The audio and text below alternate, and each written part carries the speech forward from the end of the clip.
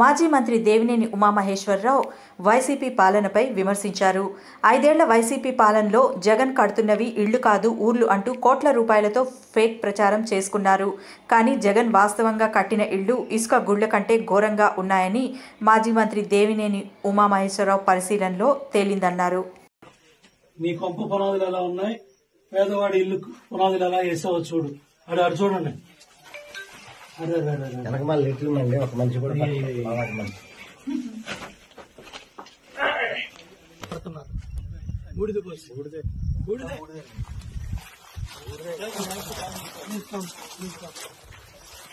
చేతులు ఏళ్ళు పడతాయండి. హౌదా కన్స్ట్రక్షన్ అదేనది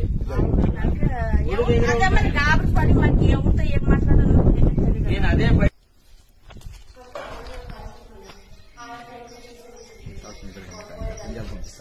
తీసే వరకు అటు పంపిస్తాను.